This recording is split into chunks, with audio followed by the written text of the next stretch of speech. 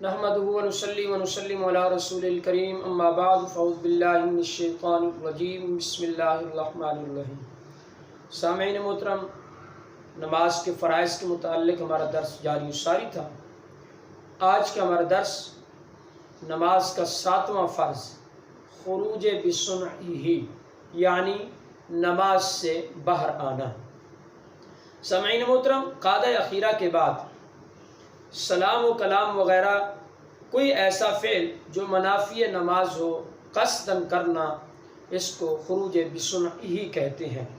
یاد رکھیے گا، سلام کے علاوہ دوسرا منافی قصداً پایا گیا تو نماز واجب الاعادہ ہوئی۔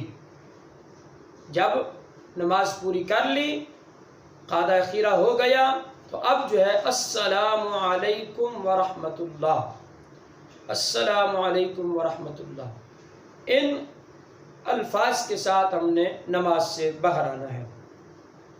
اس کے علاوہ کوئی اور بلا قصد کوئی منافی فعل پایا گیا تو نماز فرمایا باطل ہو جائے گی۔ جیسے مثال کے طور پر بقدر تشہد بیٹھنے کے بعد تیمم والا پانی پر قادر ہو گیا، یعنی ابھی وہ تشہد پڑھ رہا تھا اور بیٹھ چکا تھا، اب اس کے سامنے پانی آ گیا، وہ پانی پر قادر ہو گیا، پانی پر قادر ہو گیا۔ یا اسی طرح موضع پر مسح کیے ہوئے تھا اور مدت پوری ہو گئی، یا عمل قلیل کے ساتھ موضع اتار دیا، یا بالکل بے پڑھا شخص تھا اور کوئی آیت اس کو ماد سننے وغیرہ سے اس کو یاد ہو گئی، یا اسی طرح ناپاک کپڑے اس کے پاس تھے اور اس کے پاس پاک کپڑے آ گئے، یا اسی طرح نماز جمعہ میں عصر کا وقت آ گیا، یا عیدین میں نصف النہار شرعی ہو گیا، یا پٹی پر مسح کیے ہوئے تھا اور زخم صحیح ہو گیا اور وہ پٹی گر گئی، یا اس طرح کے اور بھی کوئی عذر اور بھی ایسا کوئی معاملہ پایا گیا، تو اس صورت میں یاد رکھیے گا وہ شخص جو ہے نا اس کی نماز باطل ہو جائے گی اور وہ نماز کو پھر سے ادا کرے گا۔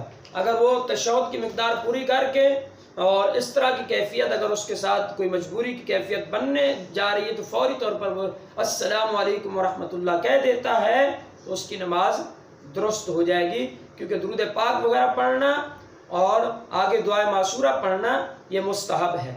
تشہد اگر اس نے پڑھ لی ہے تو اس کو چاہیے کہ وہیں پر سلام پھیر دے تاکہ اس کی نماز درست ہو جائے۔ اگر وہ سلام نہیں پھیرے گا اور بعد میں ان افعال میں سے اگر کوئی فعل پایا گیا تو اس کی نماز باطل ہو جائے گی۔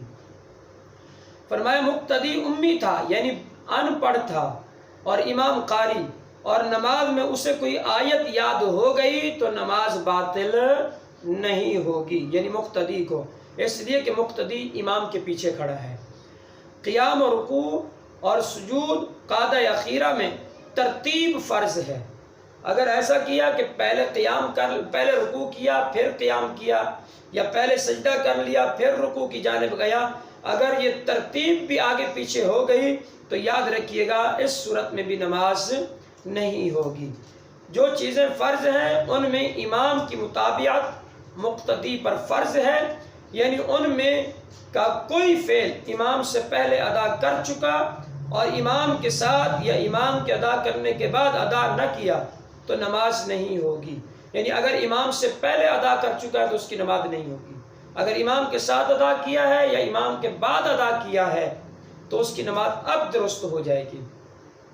مثال کے طور پر امام سے پہلے رکوع کر لیا یا سجدہ کر لیا اور امام رکوع یا سجدے میں ابھی نہیں آیا تھا، اس نے سر اٹھا لیا، تو اگر امام کے ساتھ یا بعد میں اس نے اس کو ادا کیا تو درست ہے، نماز ہو جائے گی اس کی۔ اگر اس نے ایسا نہ کیا کیونکہ یہ اس کا فعل امام سے پہلے پایا گیا تو اس کی نماز فاسد ہو جائے گی۔ مقتدی کے لیے یہ بھی فرض ہے کہ امام کی نماز کو اپنے خیال میں صحیح تصور کرے۔